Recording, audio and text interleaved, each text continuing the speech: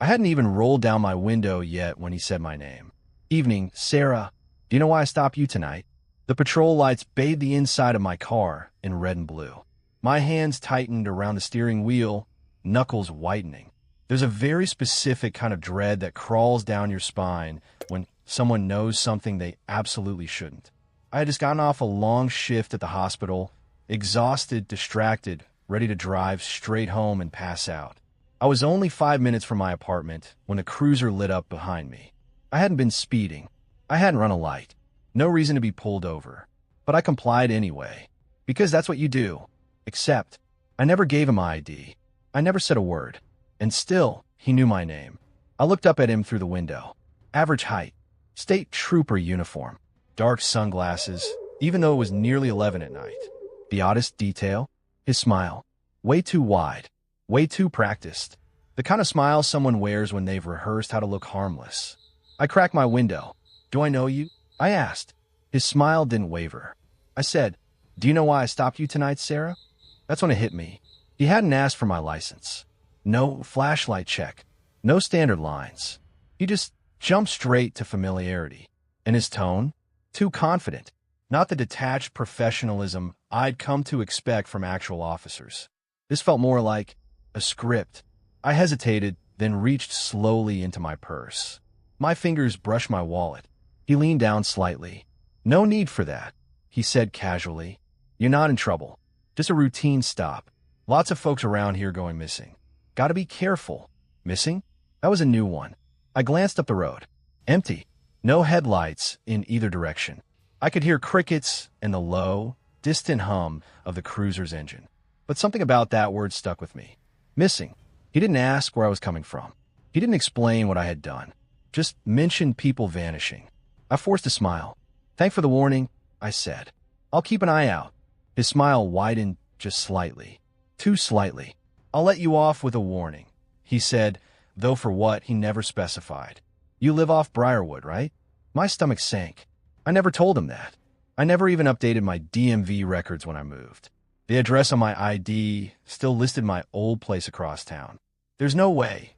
No way. He could have known where I lived. He tapped the edge of my window with his knuckle. A slow, rhythmic click, click, click.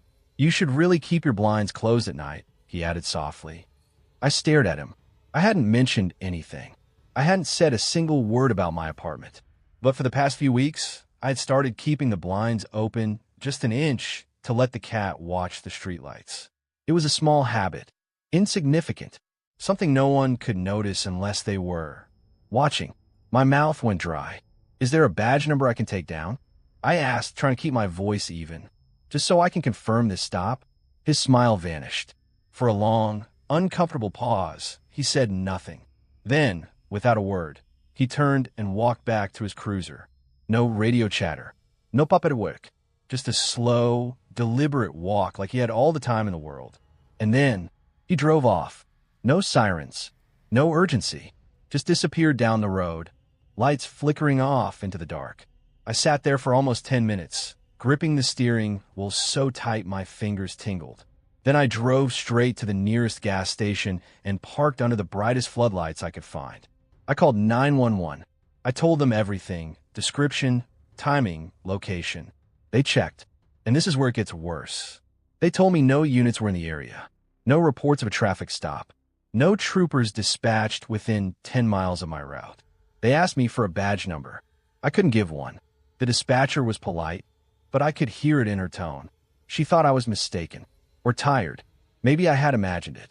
A long shift, highway fatigue, but I hadn't imagined the name, or the smile, or the tap on my window.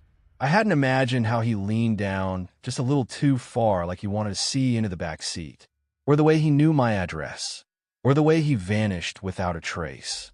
Still shaken, I drove home, but I didn't go in right away. I parked down the street and watched my apartment for half an hour. The windows, the bushes, the alley, nothing. Eventually, I went inside, locked every door, bolted every window, drew the blinds shut. Even the cat seemed uneasy that night, ears twitching at nothing. I didn't sleep. The next morning, I checked my front door camera. It only records movement. At 10:47 p.m., the same time I was pulled over, there's footage. A figure approaching my door. No car. Just a man in a trooper's uniform, standing just outside the camera's view. Like he knew where the lens was pointed. Like he'd done it before. He never knocked. He just stood there, watching. And then, at 10:53, he walked away. To this day, I don't know who he was. I filed a report. Changed my locks. Moved eventually. But sometimes, just sometimes, I'll spot a police cruiser parked down the block. No one inside. Engine running. Windows dark. And I swear, every time I pass, there's this quiet, deliberate click, click, click tapping sound against the glass. Like someone reminding me they're still watching. And they never needed my ID. Because they already knew everything. They're watching from everywhere. Subscribe before it's too late. And tell me, where are you watching from? He flashed a badge but took the wrong turn. It started with a flat tire on an empty two-lane road. No streetlights. No cell signal. Just trees, shadows, and the kind of quiet that makes you feel like something is watching. Amelia had been driving back from her friend's cabin in upstate Pennsylvania. The kind of weekend retreat where GPS goes silent and every house is a half-mile off the road. It was close to 10 p.m. when she heard the thud. At first, she thought it was just a rock, but within seconds, the car pulled left like it had sprained its ankle. She coasted to the shoulder and got out. Her rear tire was shredded, slashed almost, but there was no debris, no nails, just a clean, torn gash. Odd, but what could she do? She tried her phone again, no bars, not even one. She checked the trunk. The spare was flat too. That's when the headlights appeared in the distance, coming slowly around the bend. A wave of relief hit her as the car pulled closer. It was a Crown Victoria, white, the kind old state troopers still use sometimes.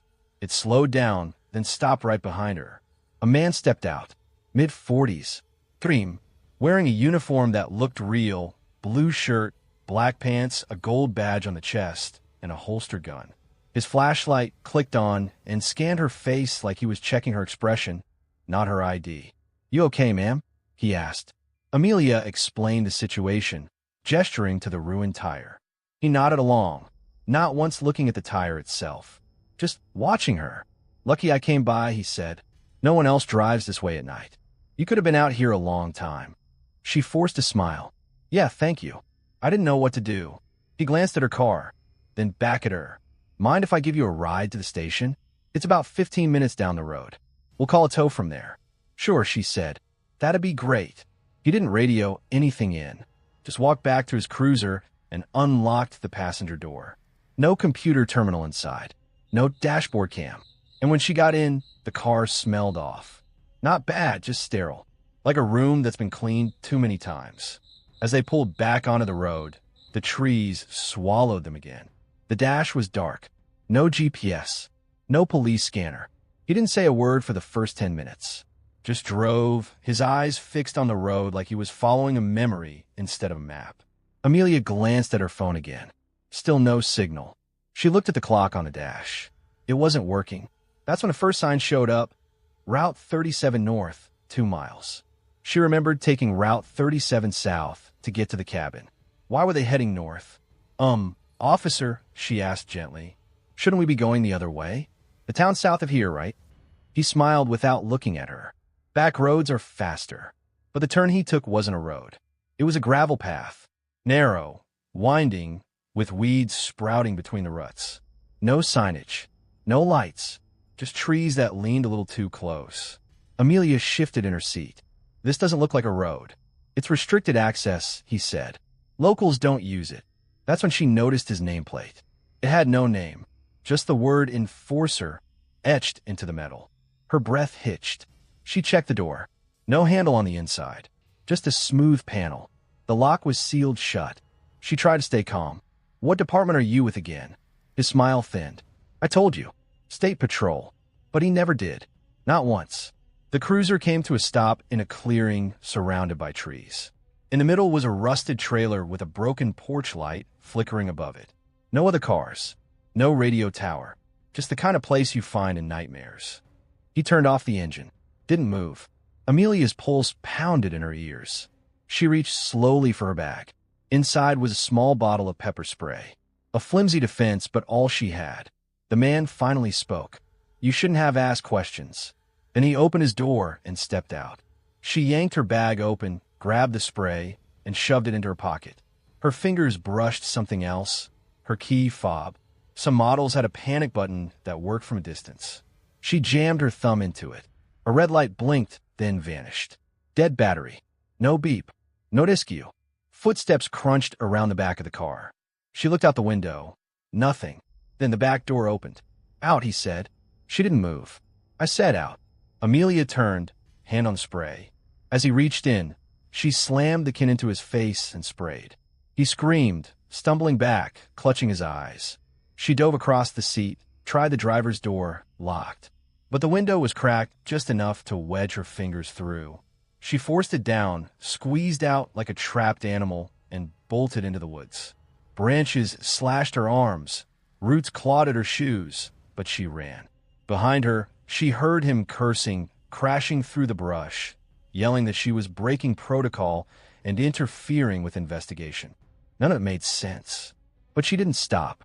Eventually, the woods opened onto a field. In the distance, headlights. Real ones. A truck. She waved, screamed, stumbled into the road. The driver stopped. It was a farmer, confused and concerned. He called the real police. When they arrived, there was no sign of the fake officer. No cruiser. No trailer. Just an empty gravel path that led nowhere. Not even tire marks. They searched the woods. Nothing. Later, Amelia checked in with the local station. They confirmed no patrols were out there that night, and no one by that description worked for the force. But it gets worse. She went back for her car the next morning. It had been towed and brought to a local garage. The mechanic said something strange. The tire didn't pop, he said. It was cut from the inside. Confused, she asked what he meant. He showed her the rim. On the inner wall of the rubber was a thin, deliberate slash. One that couldn't happen from road debris. "Whoever did this," he said, "had access to your tire before you drove." Amelia thought back. Her car had been parked outside the cabin all weekend. No garage, no lock. She remembered seeing the same white Crown Vic parked down the road Sunday morning. She'd assumed it was a Ranger. She never saw the driver. Whoever he was, he'd been watching her long before the tire went flat. And somehow, he knew exactly which turn not to take. This story isn't over yet. Hit subscribe to follow the shadows. It was just past midnight when Tyler heard the knock. 3 slow, deliberate taps on his front door. He'd been half asleep on the couch, a muted late-night movie still flickering across the screen. The sound snapped him awake instantly, and not in the usual groggy, dream-hazy kind of way. Something about the rhythm of those knocks, calculated, too patient, put his instincts on edge. He sat up, rubbed his face, and waited to see if it would happen again. It did. 3 more knocks. No doorbell. No shouting. Just a quiet knock, like whoever was on the other side knew he was home and was politely waiting for him to come. Tyler lived alone in a small cul-de-sac on the outskirts of a sleepy Arizona town. His nearest neighbor was 2 houses down, and the area wasn't exactly known for late-night visitors. So when he peeked through the peephole and saw a man standing on his porch in full police uniform, his relief was only partial. The man was tall, impossibly still, not fidgeting, not checking his radio, not doing anything, just staring at the door. Tyler hesitated, then cracked it open with the chain still latched. The officer's expression was unreadable. Clean-shaven, early 40s. His badge glinted in the porch light, but Tyler couldn't make out the number from the chain's narrow view. "Sorry to bother you, sir," the man said. His voice was calm. Too calm. "We had a call about a disturbance in this area. Mind if I ask you a few questions?" Tyler blinked. "A disturbance?" "Yes," the officer replied, still perfectly still. "Screaming. Multiple calls. Around midnight. You alone tonight?" Tyler nodded, heart starting to thump. Yeah, I've been here all night. Haven't heard anything." There was a beat of silence. The officer didn't break eye contact, didn't nod, didn't even glance around the porch. Instead, he said, "Do you mind if I come in?" Tyler's grip on the door tightened. I'm not really comfortable with that. Do you have ID?" A cruiser? The man's lips curled just barely. Not quite a smile. More like a muscle twitch. My badge is right here, he said, tapping the silver emblem pinned to his chest. My name is Officer Kane. You can call the station if you'd like. Or, he leaned in closer as far as the chain would allow. You can let me in, and we can handle this quietly. Tyler's skin crawled. Something was off. Deeply off. It wasn't just the odd behavior or the forced smile. It was how quiet everything was. The air outside was dead still. No breeze. No cicadas. No distant hum of a cruiser's engine. Nothing. And then he realized something. He hadn't heard the man walk up. He hadn't heard any car. No tires. No doors. No footsteps. Tyler's house had gravel lining the driveway. It crunched under even the lightest step. But there'd been no sound at all. His eyes flicked past the man's shoulder, trying to look beyond the porch. There was nothing. No patrol car. No flashing lights. Just black road, dark trees, and the amber glow of a single street lamp. He looked back at the man. Sorry, Tyler said, voice shaking now.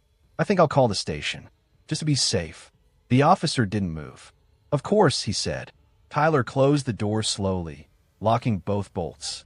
Then he ran to the living room and grabbed his phone. He dialed the non-emergency police number listed in his contacts. It rang and rang. Then someone answered. County Dispatch. Hi. Yeah, I think there's an officer at my door. Says his name is Officer Kane. Responding to a noise complaint. There was a pause. Sir, what's your address? He gave it. Another pause. I'm not seeing any units dispatched to your location tonight, the woman said. And we don't have anyone named Officer Kane working the night shift. Are you in danger? Tyler's blood ran cold. He glanced back toward the front door, and that's when he heard it. The sound of the doorknob slowly turning. He hadn't heard footsteps. He hadn't heard movement. But now, from the other side of the door, someone was trying the handle. Testing it. Gently, like they were still being polite. He didn't speak. Didn't breathe. The dispatcher was still talking, but the words became background noise.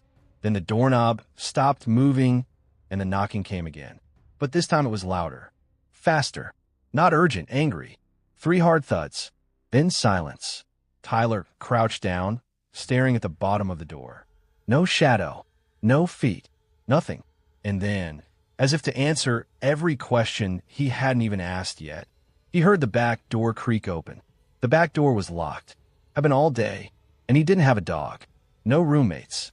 Nothing. Just him and whatever had come to visit. He dropped the phone. Didn't even think. He bolted into his bedroom, slammed the door, and shoved a dresser in front of it. Heart pounding like a war drum in his ears, he crouched in the dark and waited. No footsteps. No voice. Just silence again. He didn't sleep that night. And by morning, nothing had been touched. No doors broken. No signs of entry. No patrol cars. No Officer Kane. Just a faint boot print on the welcome mat, too large for his foot, and a smear on the glass of the peephole, as if someone had pressed their eye against it for a long, long time. They say you can always trust a man in uniform. That's the point, right? A symbol of safety, order, control. But what if that symbol was only a mask? It was late October, the kind of night that seems too quiet even for the suburbs. Lila had just finished closing at the bookstore she worked at. It was around 10:45 p.m. She remembered because she glanced at her phone while locking the front gate. The streets were still. Too still. The kind of stillness that doesn't make sense for a Thursday night. As she walked the few blocks to her apartment, she felt it, an offbeat rhythm to the silence. Her boots echoed down the sidewalk, but something else was off, like a delay in the world's heartbeat. Halfway home, a cruiser rolled up beside her. It wasn't speeding. It didn't flash lights or use the siren. Just coasted in neutral until it matched her pace. The window rolled down. A uniformed officer leaned out. He was expressionless, pale. His badge gleamed in the streetlight, almost too much, like it was reflecting more light than it should have. Lila's chest tightened. She hadn't done anything wrong. No jaywalking. No curfew. Ma'am, he said, are you walking alone tonight? His voice didn't sound like it was coming from a car. It was like it had already arrived in her ears before he spoke. Flat. Dead. Not menacing, just wrong. She nodded cautiously. "There's been an incident a few blocks from here," he said. "We recommend all civilians return home immediately. I can escort you if needed." That should have been comforting. But instead, Lila's spine stiffened. There was no radio crackle in the car. No badge number visible. And then, the real detail that shattered everything. The car's headlights passed a street lamp. The man was standing half out of the window. His face was clearly visible. So was his uniform. But behind him, on the pavement, no shadow. She thought maybe it was just the angle. Maybe something was blocking it. But as he moved slightly, gesturing for her to get in, the light cast her long shadow behind her, and nothing behind him. The cruiser cast a shadow. The street sign did. Even a tossed soda can glimmered with its outline. But this man in blue? Nothing. She didn't answer. Just took a step back. Then another. "Ma'am, it's not safe to walk alone," he repeated, tone unchanging. Robotic, as if someone was trying to rehearse being a cop. Lila shook her head. "No, thank you," she said. Her voice cracked. And that's when the cruiser moved. Not drove. Slid, like it glided 6 feet forward without turning the wheels. No tire sounds. No engine hum. Just movement, like someone had picked it up and nudged it along the street. The officer didn't react to the movement at all. His hands didn't even brace. He just stared. "Your safety is our concern," he said again, the exact same cadence, word for word. Lila ran. The sound behind her didn't follow. No footsteps, no engine, just silence. She didn't stop running until she was at her building. She fumbled with the keys, barely got the door shut behind her. Her heart was beating in her skull. But she made it, locked the deadbolt, checked the windows. She peeked through the blinds toward the street. The cruiser was gone. The next morning, Lila did something she never thought she'd do. She called the local precinct, not to report a crime exactly, but to ask a question. She gave the approximate time, the location, the description. The voice on the other end hesitated. No units were patrolling that block last night, they told her. Not at that time. Closest car was dispatched 3 neighborhoods over. "Are you sure it was our department?" She was. But she said thank you and hung up. That should have been the end of it. But the real horror hadn't started yet. A week passed. Things went back to normal. Mostly. But she couldn't shake the feeling of being watched. Sometimes, at odd hours of the night, she'd hear tires roll slowly past her building. Just once. No honk. No lights. And then the mail started arriving. Unmarked envelopes. No return address. Inside the first was a photo of her, taken from behind, walking home. The exact night she saw the fake cop. Inside the second, a photo of her apartment building from across the street. No threats. No text. Just the images. She took them to the real police this time. The officer who reviewed them looked concerned but cautious. "These could be fake," he said. "It's probably someone messing with you. We'll file a report. But without a threat, there's not much we can do." She didn't sleep that night. The third envelope came with no photo. Just a folded piece of paper. Typed, not written. One sentence. "You shouldn't have ignored authority." That was the breaking point. Lila left town. Stayed with her cousin 2 states over. Didn't tell anyone where she went, except family. Things were quiet for 2 months. Until her cousin's Ring camera caught footage one night. A car idling outside. Cruiser style. Black and white. No department markings. A man in a uniform stepped out. He didn't knock. Didn't approach the door. Just stood in the middle of the yard, staring at the doorbell cam. No movement. No sound. No shadow. The camera glitched after 20 seconds. When it returned, he was gone. Lila moved again. No social media. New number. New job. She tells herself it's over. That it was just a stalker. Someone with a uniform. A sick prank. But deep down, she remembers that cruiser. The way it slid. The voice that echoed before it was spoken. And the shadow that wasn't there. Sometimes, just before she falls asleep, she swears she can hear it outside. Not footsteps, just the sound of a car idling right beyond the edge of the light, waiting. It happened on a cold November night, the kind where even the trees seemed to shiver. Evan had just finished a 12-hour shift at the distribution center and was driving home through a rural stretch of road that cut through the outskirts of his small town in Maine. It was the kind of road where headlights seem to stretch forever, and the only company is the occasional pair of glowing deer eyes. He wasn't speeding. He wasn't swerving. No music, no phone. Just his tired breathing and the rhythmic hum of tires on cracked asphalt.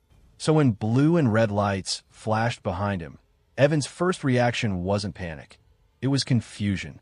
He checked his speed. 43 in a 45. Still, he slowed down, signaled, and pulled over to the side of the road. The cruiser behind him stopped too, lights still flashing in the mirrors. But something felt wrong. There was no spotlight beam, no squawk of a radio, and no second pair of headlights, like the ones you'd expect from a dash-mounted light bar. Just the soft mechanical whir of rotating red and blue. Evan waited. A minute passed. Then two. Finally, the driver's door opened. A figure stepped out, but it wasn't in any rush. It was deliberate, slow, almost hesitant. Evan glanced in the mirror. The man was in uniform, kind of dark navy jacket, a badge, a hat too low to make out the eyes. But it was off in small ways. The pants were too baggy. The boots looked more like hiking shoes. And the walk, it lacked that crisp, practiced authority you'd expect from an officer. Still, Evan rolled down his window. The wind was sharp and silent. The man approached and said nothing. He didn't greet Evan, didn't ask for license or registration. He just stood by the window for a few seconds, breathing. Finally, he spoke. "You know why I pulled you over?" His voice was flat, almost monotone. There was no local accent, no inflection. It sounded like someone trying to mimic human speech.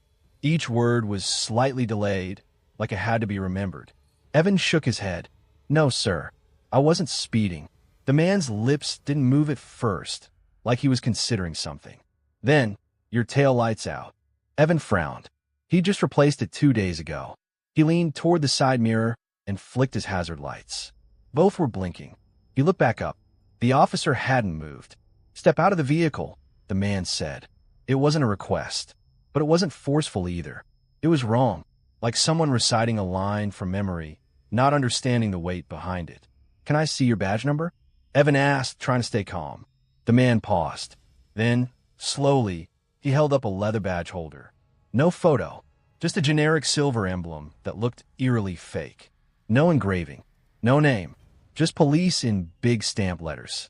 Evan's heart began to pound. "Sir," he said, trying to keep his voice steady, "I'd like to call the station to confirm." The man's hand twitched toward his side. Not toward a gun, not toward cuffs, toward nothing. Just an empty motion, like someone mimicking a movement they've seen on TV. Evan didn't wait. He hit the lock on his doors and put the car into gear. The man didn't move, didn't yell, didn't even flinch as Evan drove away. No sirens, no pursuit, just silence behind him. He drove straight to the police station. Inside, the night desk sergeant, a tired woman in her 50s with a mug of stale coffee, listened carefully as Evan explained. Her expression hardened with every detail. Finally, she said, "You sure about the cruiser?" "Yes. Marked car, lights and everything. No dash cam light, though. No number on the side either, now that I think of it." She nodded slowly. "We haven't had anyone on patrol in that area tonight. Shift changed 2 hours ago, and all our vehicles are accounted for." Evan felt the cold seep into his bones. I spoke to someone. He had a badge." "Describe it." He did. She didn't interrupt. Then she opened a drawer and pulled out an old laminated folder. Inside were a few printed photographs, security camera grabs. Blurry, grainy, but unmistakable. One showed the same man, same Navy uniform, same too-low cap, standing at the edge of a driveway in 2019. Another from 2021, leaning against a power pole near the edge of a cornfield. Both times, captured at night. Both times, no vehicle in sight. "We've had reports like yours," she said. "Same guy. Always at night. Always rural backroads. But here's the thing. Nobody's ever caught him doing anything. He doesn't chase, doesn't assault, doesn't speak beyond a few phrases. And every time we check traffic cams, no sign of a patrol car. Just taillights. Alone." Evan felt sick. "Who is he?" The woman closed the folder and sighed. "We don't know, but every report ends the same. People say they felt watched for days afterward. like something followed them home. Evan didn't sleep that night, nor the next. And sure enough, strange things began to happen. The motion light on his porch clicked on at exactly 3:17 a.m. each night. His car alarm would trigger without cause. He started receiving calls from a blocked number. Never any voice, just the sound of breathing, like someone standing too close to a phone. A week later, he found muddy boot prints on the porch. A single set, leading from the road to his front door. But no prints leading away. He replaced the locks, installed cameras, moved his bed away from the window. The police never found anything. The call stopped after a month. The lights, the prints gone. But even now, 2 years later, he still checks his mirror when driving at night. Because sometimes, just past midnight, he swears he sees those faint red and blue flashes in the distance, with no headlights behind them. It started on a Tuesday night, quiet, like most in the cul-de-sac where Kayla had just moved 2 weeks prior. She was still getting used to living alone. After years of roommates, the silence was sharp. Every creak in the floor sounded like it meant something. Every bump in the walls felt deliberate. She told herself it was the house settling. Just that. She had kept things simple when she moved in. No smart cameras. No expensive locks. The place came with an old-fashioned deadbolt and a side door that creaked when you opened it too fast. Her realtor had even pointed out the little rock under the porch step where the last owner kept a spare key. It seemed convenient. She figured it was safe. Who would know? The first knock came at 10:42 p.m. Not a bang. Not frantic. Just 3 dull raps. She was brushing her teeth, pajama-clad, her phone on silent. It took her a few seconds to realize what she'd heard. She froze. Another knock. This time slower. She crept to the peephole. A man stood there.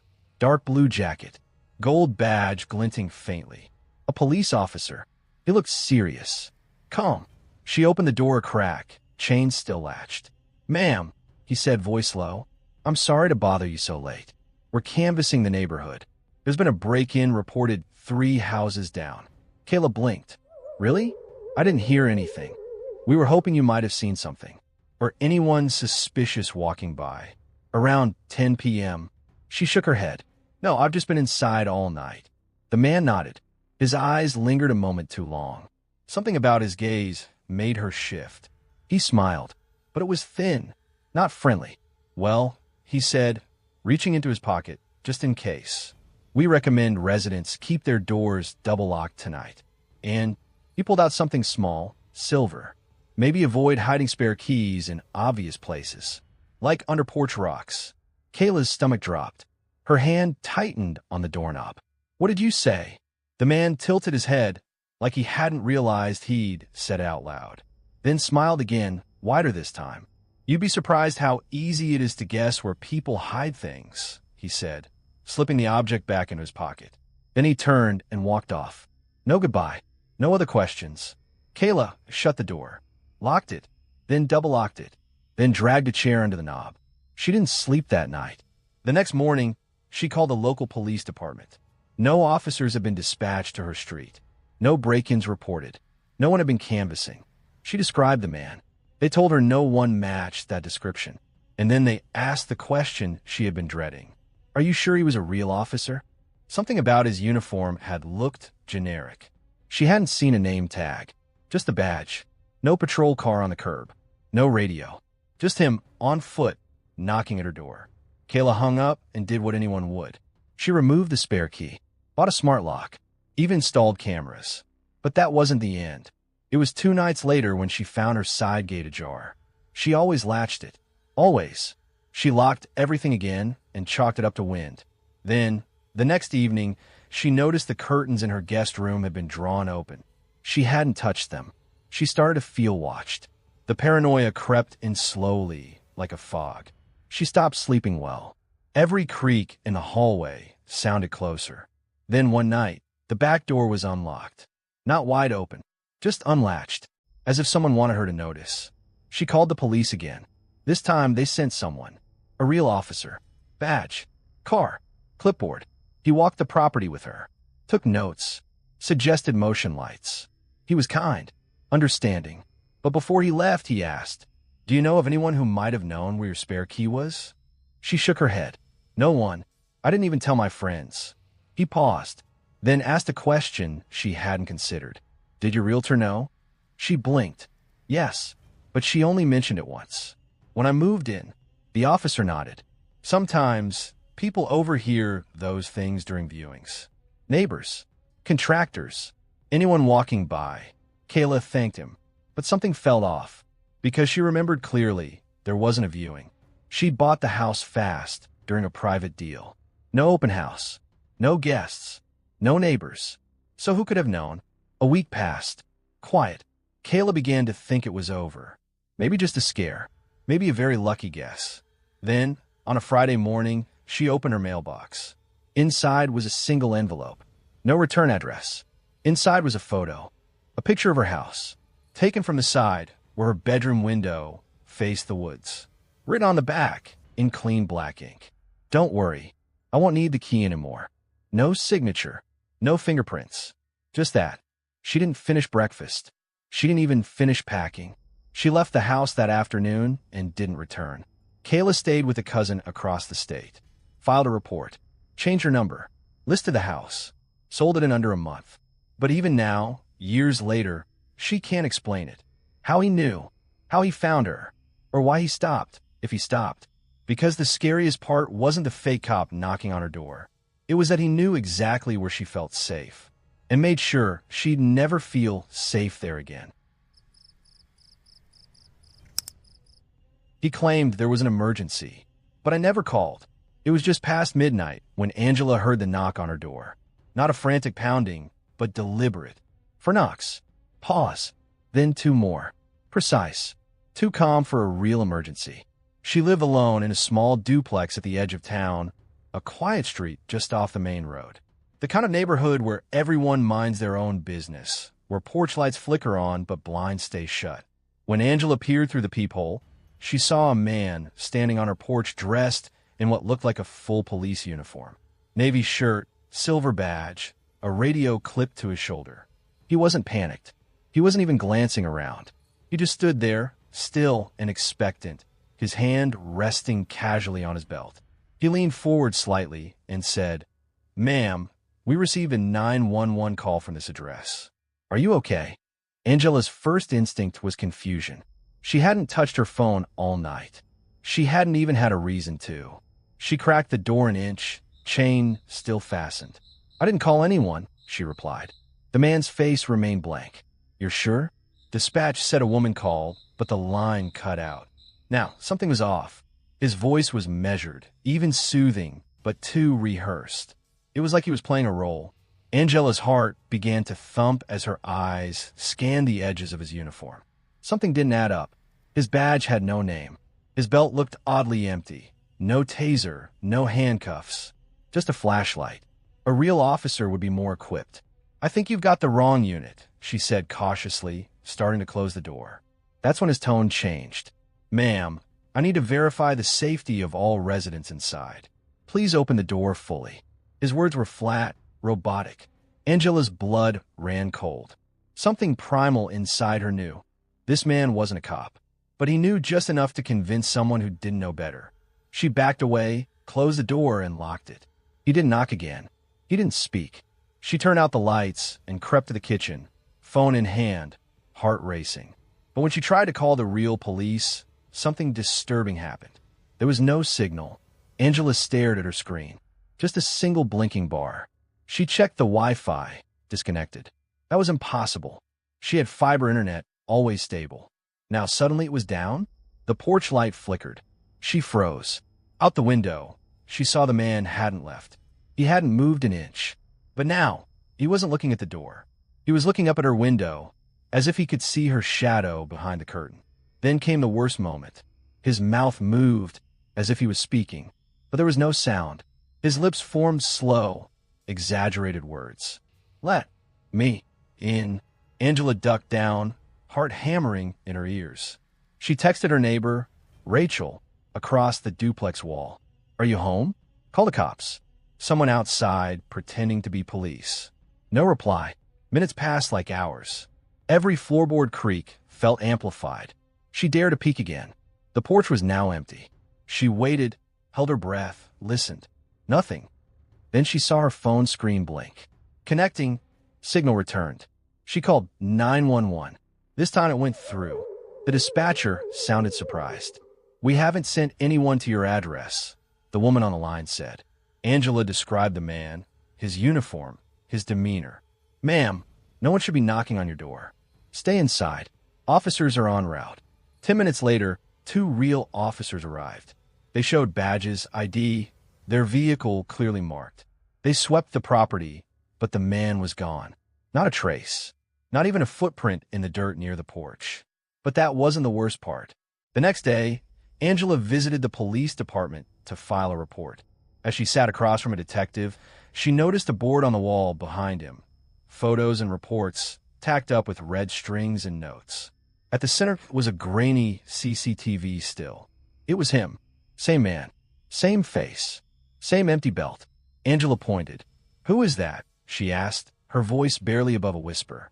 The detective paused, then sighed. "That's the problem. We don't know. He's been impersonating officers for months. Shows up at homes where women live alone. Always late at night. Never forces entry. Just watches. Tries to get inside. But no one's seen him more than once." Angela swallowed. "So what is he?" The detective looked tired. "We're not sure. Some think he's part of a group. Others think it's just one person who knows how to manipulate fear." But there was something he didn't say out loud. Something Angela saw in his eyes. They didn't think he was human. Because in every case, he vanished. No tire tracks. No fingerprints. And always the same eerie detail. Every victim claimed their phone or internet went dead the moment he arrived. Angela didn't sleep for days. She left town the following week. Changed her number. Got a new place with cameras and floodlights. But some nights, when she walks past the peephole to check the porch, she swears she still hears it. For knocks. Pause. 2 more. And when she looks, nothing's there. Just the dark. And the echo of a voice she can't unhear. We received a 911 call from this address. Thanks for watching. Comment where you're from. I want to see how far the darkness has spread. Don't forget to subscribe for more horror. You ever get that feeling you're being watched, but when you look, there's no one there? That sense of invisible pressure crawling up your back? Now imagine that feeling starts after you've already been pulled over by a police officer. Only, he didn't write you a ticket, didn't even ask for your license. He just smiled, and then started following you. This story comes from a girl named Elise who, at the time, lived in a small desert town in Arizona. A population of maybe 3,000. The kind of place where you recognize most of the cars in the grocery store parking lot. And according to Elise, that familiarity was exactly what made what happened next so terrifying. It started on a Monday night. Around 8:30 p.m., Elise had just finished her closing shift at the diner she worked at. It was a 5-minute drive down a single 2-lane road to get home. She'd done it hundreds of times. But that night, less than 2 blocks from the diner, flashing red and blue lights lit up behind her in her rearview mirror. At first, Elise felt nothing but mild annoyance. She wasn't speeding. She wasn't swerving. No stop signs missed. But still, she pulled over. That's when things started to feel off. The squad car didn't have any markings. No department name. No badge number. Just a set of lights on the dash and a black spotlight fixed to the side. The man who stepped out of the car was wearing what looked like a standard police uniform. But his belt, Elise noticed, had no radio, no name tag, and the badge looked shiny, like plastic, like a toy. He walked slowly toward her window, flashlight in hand, but didn't shine it at her. Instead, he tapped her glass once and said, "Just making sure you're okay." No explanation, no request for ID, just that one sentence, delivered with an unsettling, too smooth tone. Elise replied, "Yes, I'm fine. Is there a problem?" The man leaned in just slightly and said, "Not anymore." Then he smiled, too long, like he was waiting for a reaction. And without another word, he walked back to his car. At that moment, Elise says she didn't feel scared, just confused, weirded out, but not in danger. She turned back onto the road, and the fake cop followed. At first, she thought maybe they were just headed the same way. After all, there were only a few roads in town. But when she turned down a side street she never usually took, just to test it, he turned too. That's when the fear hit. She sped up. So did he. Slowed down. He matched it. There was no question. This man wasn't going anywhere. She reached her neighborhood and made a snap decision. Don't go home. Instead, she looped around the block. Twice. The whole time, his car stayed just far enough behind to avoid suspicion, but never out of sight. She eventually drove to the local gas station, the only one open that late. It was mostly empty, just one sleepy attendant inside. She parked right under the bright lights. Stepped out, waited to see what he would do, and he didn't stop, just cruised slowly past. But not before turning his head, making direct eye contact and winking. Elise waited a full 15 minutes before getting back into her car. No sign of him. She drove home, still feeling paranoid, but trying to convince herself she was being dramatic. Maybe it was a real cop. Maybe he just lived nearby. Maybe he was off duty and messing around. That night, she barely slept, but nothing happened until the next evening. She left work, walked out to her car, and found a sticky note on her windshield. It just said, "Nice trick last night. You're smart. Let's see how long that lasts." No signature, no fingerprints, and the handwriting was neat, almost too perfect, like it had been practiced. She reported it to the local sheriff. They sent a real officer to take her statement. He looked at her strangely when she described the cop that pulled her over. Apparently, no patrol cars had been dispatched to that road, no unmarked vehicles in the area, and no officers matching that description worked in their precinct. That's when things escalated. Over the next week, Elise began noticing small signs that someone was watching her. Her trash cans were moved. The porch light unscrewed just slightly. Footprints, just one set, leading from her mailbox to her window and back again. She changed her routine, took different roads, left work early, late, took friends with her. But the sightings didn't stop. Several times, she saw a black sedan parked across the street. No markings. Windows too tinted to see through. One night, she crept outside just to peek. The car was running. When she stepped closer, the lights turned on, and it sped off. No license plate. The sheriff set up extra patrols, but without any solid leads, there wasn't much they could do. Elise bought pepper spray, kept her phone ready. She even considered moving. Then it stopped.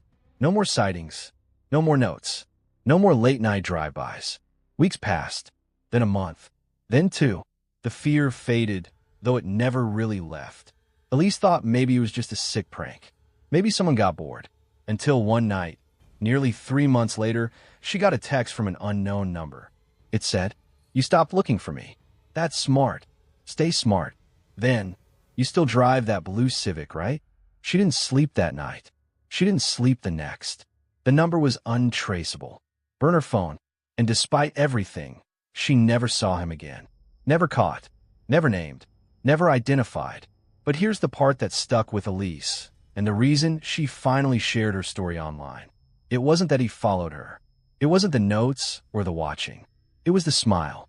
That first night, that moment he leaned in her window, said, "Just making sure you're okay," and smiled like he already knew she wouldn't be. Because it wasn't the smile of a prankster, or a stalker, or a man pretending to be a cop. It was the smile of someone who had done this before, and would do it again. It was just past midnight when I left the night shift at the hospital. The parking lot was nearly empty, soaked in amber streetlight and the kind of silence that feels too deliberate. I was exhausted, running on coffee and leftover adrenaline. I just want to get home, lock the door, and collapse on the couch. Halfway down Route 19, I noticed the headlights in my rearview mirror. A black and white cruiser. No sirens, just pacing behind me. I wasn't speeding. I hadn't even touched my phone. Still, when the red and blues flashed, I instinctively pulled over to the shoulder. I rolled down my window as the officer approached. He wore the standard uniform, badge glinting in the low light, belt weighed down with gear, face shadowed under the brim of his hat. Something about him felt blank, like a photograph with the contrast turned down too far. "Evening," he said, voice flat but professional. "License and registration." I handed them over confused. "Is there a problem, officer?" He didn't answer right away. He just looked at my license, his brow furrowing. Then, slowly, he said, "Still living at 42 Maple Lane?" My chest tightened. That wasn't my current address. I had moved over 8 months ago. "No," I replied cautiously. "I haven't lived there in a while." He nodded, but his eyes didn't move from the license. "Funny," he muttered. "That house always had a way of drawing people back." I felt a chill crawl on my spine. "Excuse me." He didn't repeat it. Instead, he handed back my ID and leaned slightly into the window. "Where were you headed tonight?" "Home," I said. "Right," he said. Then, smiling for the first time, he added, "Well, be careful. Some addresses have a memory, and some don't like being forgotten." He tapped the roof of my car and walked away. I waited for him to pull back into traffic, but when I looked in the mirror, he was gone. No car, no lights, nothing. I chalked it up to exhaustion, long shifts, stress, and a hyperactive imagination. I didn't even tell anyone about it. Just took a hot shower and tried to forget. But 3 nights later, I came home to find a piece of paper wedged in my doorframe. It looked like a parking citation, but when I opened it, it was blank. Just the name 42 Maple Lane printed in clean black font across the center. No explanation. No sender. That night, I dreamed about the old house. Not just the structure, the smells, the creaks in the stairs, the way the second bathroom always had condensation even when it hadn't been used. The details were too precise, too fresh. I hadn't thought about that place in months. I'd moved out after the divorce, left it behind like an old skin. But now, it felt like it was tugging at me. I finally called the local precinct. I asked if there had been any reports of someone impersonating a police officer along Route 19. The woman on the line hesitated. Then she said something that made my blood run cold. "There's no patrol assigned to that area during those hours. And there haven't been for a while." I asked her to check badge numbers, descriptions, anything. She asked me if I'd gotten a plate number. I hadn't. The car looked official, but I hadn't seen the plates. I was about to hang up when she asked, "You said the officer mentioned your old address?" "Yeah, 42 Maple Lane." Long pause. Then she said, "That address was listed in a cold case about 15 years ago. A man who claimed an officer kept visiting him at night.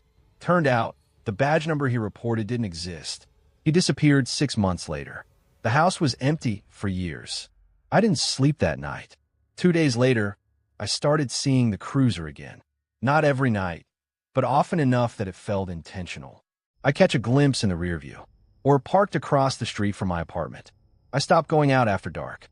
But one morning, I woke up to the sound of knocking. Not on the front door, on the window. I live on the 3rd floor. There are fingerprints on the glass, 3, evenly spaced, as if someone had been tapping gently. No sign of forced entry. No ladders, just prints. And on the sill, another piece of paper. Some addresses can't let go. I finally gave in and drove to 42 Maple Lane. I needed to face it. Whatever was happening, it was tied to that place. The house was empty. The porch sagged. The windows were dusty. But the lock turned like I'd never left. The air inside was stale and cold, like the breath of something dormant. I wandered from room to room. Everything looked the same. Even the dent in the hallway wall where I'd tripped once while moving a bookcase. It felt like stepping into a memory that had never stopped playing. Then I saw him, standing at the end of the hallway. Same uniform, same hollow expression. Only this time, he wasn't outside the car. He was inside the house. He raised one hand, slowly, and pointed behind me. I turned. The wall behind me was peeling. Underneath, a faint outline. Like chalk, a silhouette, human-sized. I reached out and touched it. The moment my fingers brushed the outline, my vision blurred. The lights flickered, and I heard the voice, low, whispering, right in my ear. "You left." But it didn't. I blacked out. When I woke up, it was evening. I was lying on the floor, the air thick with dust. No officer, no outline, just a note on the ground beside me. "You were never supposed to leave." I stumbled out of the house and drove home, heart hammering, convinced I'd lost my mind.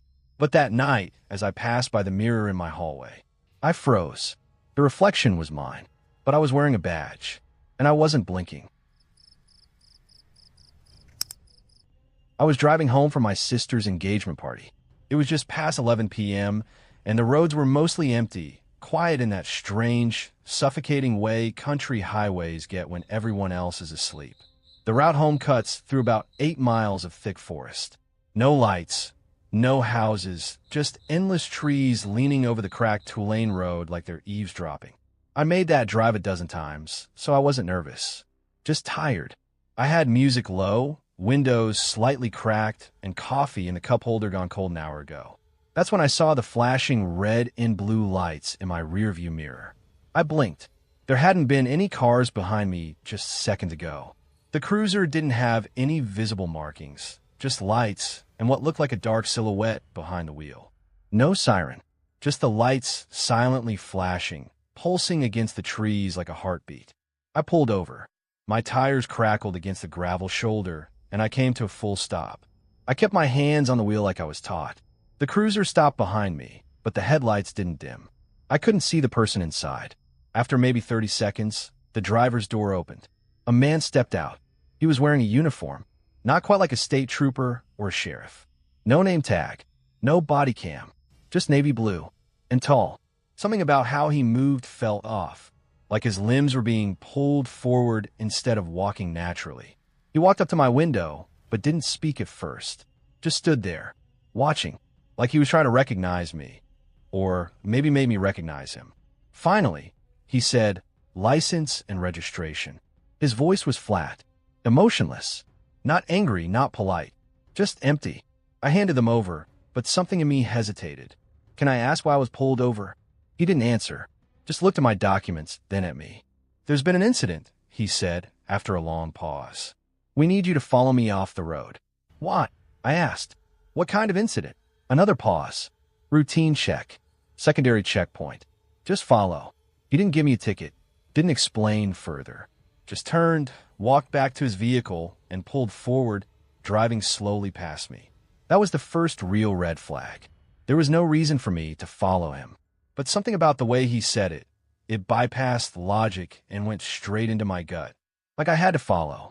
Like not doing so wasn't even an option. So, against every instinct screaming in my skull, I pulled back onto the road behind him. He drove slowly, maybe 20 miles per hour, his unmarked cruiser silently leading me down the dark road. Then, about half a mile later, he turned left into the woods. A narrow dirt trail I hadn't noticed before, barely wide enough for one vehicle. No signs, no lights, no tire tracks. I hesitated, stopped at the edge of the trail. His brake lights glowed ahead, just a faint red deeper in the trees. Waiting. I was about to turn around when he flashed the red and blue lights again, just once. Like a warning, like a command. I don't know why I did it, but I turned in. The dirt trail jolted my car with every bump and root. Tree branches scraped along the sides. It wasn't a road, it was barely even a path. And the further I drove, the darker it got. My headlights seemed to shrink, swallowed up by the woods. The cruiser ahead finally came to a stop in a small clearing. No buildings, no checkpoint, just trees, dense and oppressive. I parked behind him, heart pounding. My fingers trembled as I reached for my phone, but no signal. Of course, he got out again, and this time walked toward my car with purpose. Faster, but something in his gait was wrong again. Like his knees didn't bend right. Like he was used to walking on something else. He approached my window and leaned in just enough for me to see his face. That's when I realized something that made my blood go cold. He was wearing a uniform, but it looked stretched, like it had been pulled over something just slightly the wrong shape. The collar didn't sit right.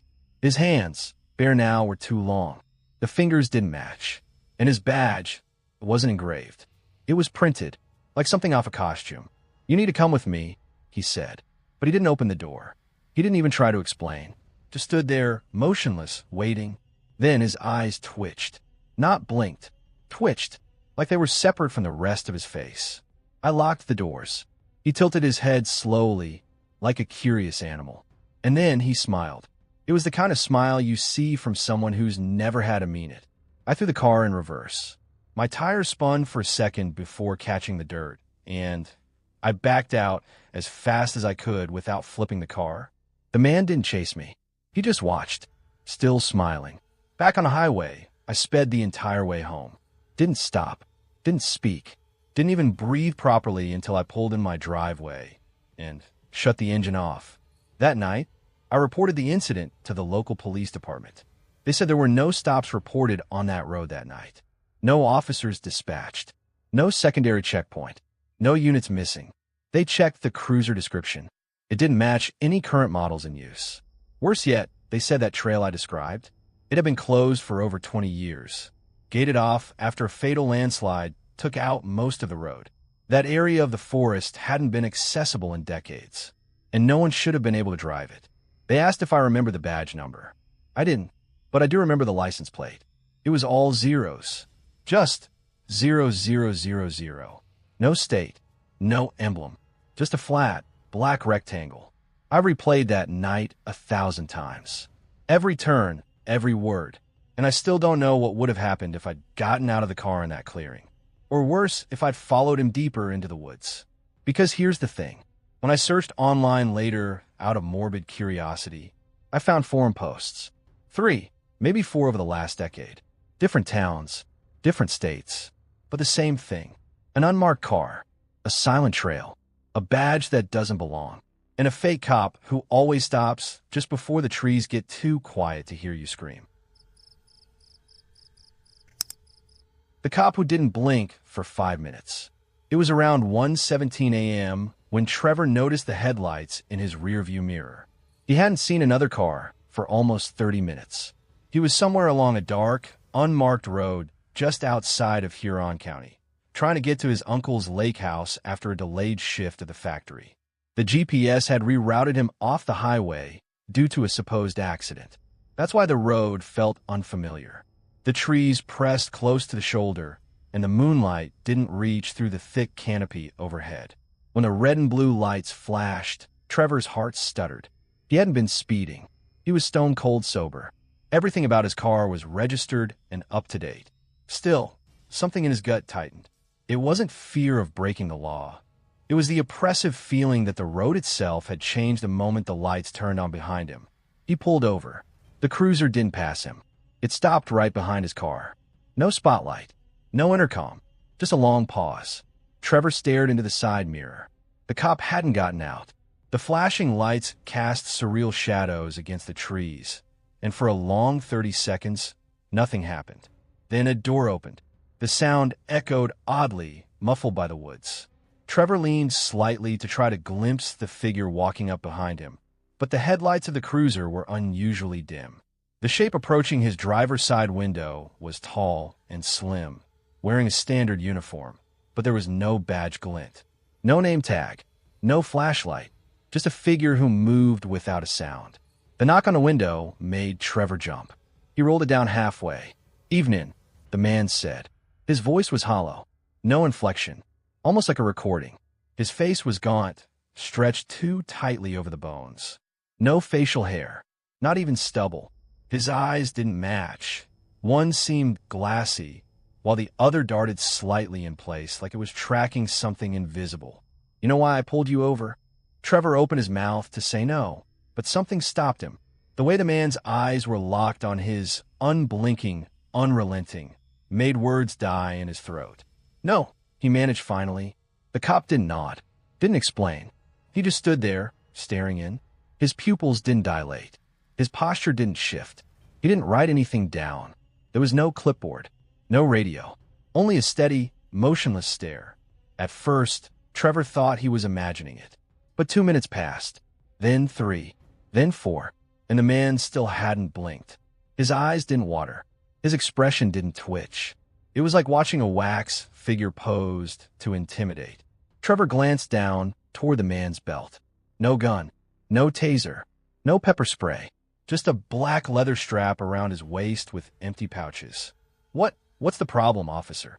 Trevor finally asked, his voice tight. The man tilted his head slightly, just a fraction of an inch, as if he'd been listening for something behind Trevor in the back seat. "You sure you're alone in this vehicle?" Trevor felt every hair on his arms rise. "Yes," he said quickly, eyes darting to the rearview mirror. There was no one in the back. He checked twice when he got in. Locked the doors. Even the glove compartment was shut. The officer's mouth curled, not into a smile, but something else. A twitch, like a reflex. Then he blinked. Once. Slowly. Deliberately. And Trevor felt the world shift around him. The man stood back a step. Step out of the car. The voice was the same, but wrong.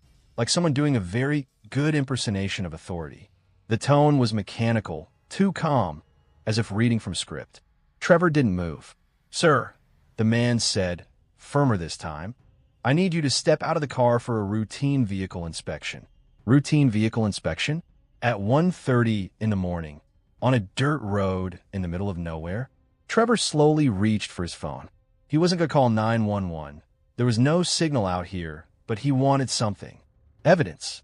Something to prove this moment had happened. The officer's hand darted through the open window and snatched the phone. That's when Trevor noticed it. The fingers. Too long. Each one at least an inch longer than it should have been. The nails were pristine, too clean, like the hand had never touched dirt, never aged, never bled. The officer dropped the phone on the ground, and with an unnatural fluidity, crushed it under his polished boot. Trevor stared at the shattered screen. When he looked back up, the man had bent low to the window, his face only inches from Trevor's. Last chance. Trevor gripped the steering wheel with both hands. "No," he whispered. There was a long silence. Then the man straightened and turned. Not back toward the cruiser, but toward the woods. He walked into them. No flashlight, no radio communication. Just disappeared between the trees. The red and blue lights still flashed in the mirror. After what felt like an eternity, Trevor stepped out. The cruiser had no plates, no state markings, not even dust or scratches. Just black paint that reflected nothing. He looked inside. There was no equipment, no computer, no seat divider, just a single driver's seat, molded like it had never been sat in. Then he noticed the key was still in the ignition, but there was no sound. The engine wasn't on. Trevor backed away, got in his own car, and drove. Fast. He didn't stop until he hit a gas station with real fluorescent lights and a cashier behind the counter. The next morning, after a sleepless night, he called the county sheriff's department to report the incident. They said there had been no patrols in that area. No officers assigned to the back roads due to the rerouted highway traffic. And certainly no unmarked cruisers on duty. He asked if there had ever been complaints about impersonators. The deputy on the phone paused. There was a report. About 5 years ago. Someone matching your story. Said the officer didn't blink once in over 5 minutes. Said his hands were off. No fingerprints. But that guy disappeared before we could follow up. Trevor hung up the phone. He never drove that road again. But sometimes at night, he dreams about the man's face, just inches from his own, staring in through glass, unblinking, waiting. Badge number 0000. It was just after 2 a.m. when Ethan's phone vibrated. A single notification from his home security app. Motion detected at front door. He didn't panic. His neighborhood wasn't exactly crime-ridden, but it was strange. He lived in a quiet cul-de-sac with barely any foot traffic, especially this late. He opened the live feed. There, standing completely still beneath the porch light, was a man in a police uniform. Tall, pale, no hat, no sunglasses. Of course, it was night, but his eyes were hidden in shadow, like his brow was too heavy or the lighting missed him somehow. Ethan froze. The man hadn't knocked, hadn't rung the bell. He just stood there. Then, as if responding to Ethan's thoughts, the man slowly turned and looked straight into the camera. No expression, just a stare. And then, he held up his badge. Badge number 0000. Ethan's blood chilled. He stared at the number again. Surely that couldn't be real. That had to be fake. And yet the uniform looked perfect. Pressed, polished, clean. He even had the radio mic clipped to his shoulder. After a moment's hesitation, Ethan opened the window from upstairs. "Can I help you?" The man didn't look up, didn't respond. He just stood there. Ethan tried again, louder this time. "What do you want?" Still nothing. Until finally, with stiff, puppet-like movement, the man reached up and knocked once. Hard. A pause. Another knock. 3 more. Then, out of nowhere, the man spoke. His voice was low, mechanical, Not robotic exactly, but too smooth, like a phone menu. Open the door, sir. You are in violation of Municipal Code June 7th, 13.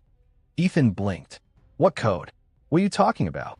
Immediate compliance is mandatory. Open the door, sir. He looked back down at the badge. 0000. That's not a real badge number, Ethan thought. It's a placeholder. A glitch. I'm calling the police, he shouted. The man didn't flinch. Sir, you have 10 seconds. Then, like a switch, the porch light flickered and died. Ethan's phone buzzed again. Signal lost. Camera offline. He slammed the window shut, grabbed his phone, and dialed 911. The dispatcher answered immediately. 911, what's your emergency?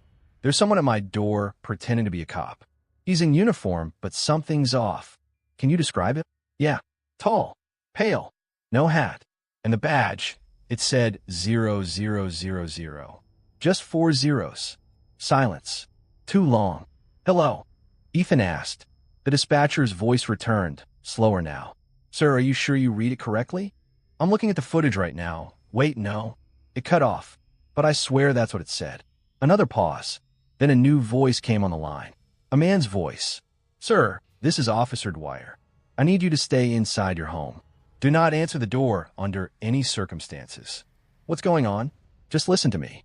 That badge number, it's not supposed to exist. What does that mean? There was a pause. Then, something in the officer's tone shifted. It's part of a closed case. Internal. It's not public information. Do not engage. Officers are en route. Wait, what do you mean a closed case? But the line disconnected. Just like that. The call dropped. The phone read. No service. His Wi-Fi was down too. From the silence downstairs, he could feel the air change. Not colder, just heavier. The knock came again. But this time it was from the back door. Ethan nearly dropped the phone. His house had only one entrance at the rear, through a small mudroom. No one should be back there. Not unless they were already inside the gate.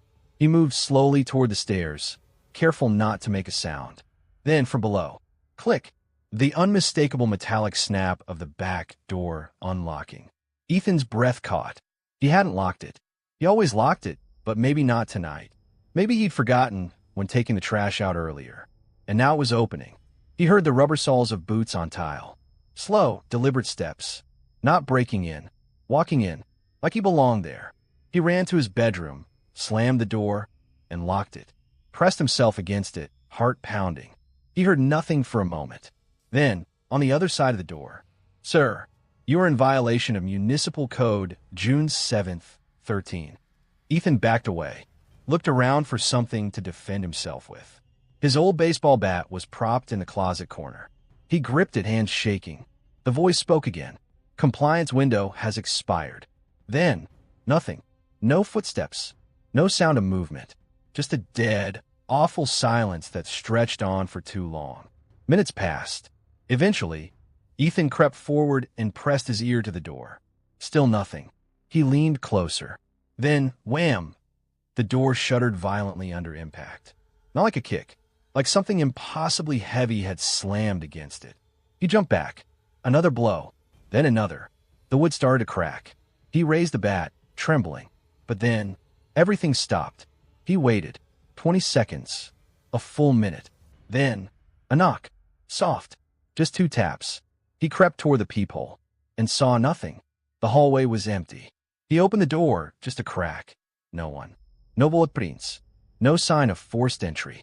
It was like no one had ever been there. He didn't sleep that night. The next morning, the police arrived. Real police this time. 2 officers. Badges. Cars.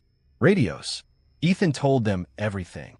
When he mentioned the badge number, 0000, one of the officers looked at the other, then pulled him aside for a hushed conversation. He couldn't hear what they said, but both looked rattled. Eventually, the older officer returned and said, Sir, do you work for law enforcement? Ethan blinked. No. Military? Government? No. The officer nodded slowly, then looked down at his notepad. Then you should know about badge 0000. Ethan stared. What do you mean? The officer didn't answer. Instead, he handed Ethan a card. This is a direct line to someone who can explain more. Don't call from your home. Use a payphone, if you can find one. Then he added, and whatever you do, if he ever comes back. The officer leaned in slightly, lowering his voice. Don't speak to him directly. Ethan looked down at the card. It had no name, no title, no phone number, just 4 digits. 0000. The man in blue who vanished mid-sentence. It started just after 2 a.m. Jamie was driving home from a late shift at the hospital. The roads were empty, the streetlights humming in the distance like weak, flickering candles. A light drizzle began to coat the windshield, soft enough to ignore, but annoying enough to smear when the wipers passed. She lived in a quiet neighborhood just outside town. No foot traffic, no nightlife, no reason for anyone to be out at that hour. Except someone was. As she made the final turn toward her street, red and blue lights suddenly erupted in her rearview mirror. Her chest tightened. She wasn't speeding. She wasn't swerving. She hadn't seen another car for miles. But the flashing lights were unmistakable, sharp, urgent, and far too close. She pulled over immediately. Her hand trembled slightly as she rolled down the window. The rain intensified, just enough to blur the edges of the figure that emerged from the shadows of the patrol car. The man approaching wore a navy blue uniform. It looked official, starched, clean, spotless. He had the build of someone in control, upright, tall, confident. But even through the side mirror, Jamie could tell something was off. His walk was too smooth, too slow, like he was buying time. He didn't greet her. No flashlight, no tapping on the window. Just leaned in slowly and said, "Do you know why I stopped you tonight?" Jamie shook her head. "No, officer." The man's face remained in the shadows, obscured by the brim of his cap.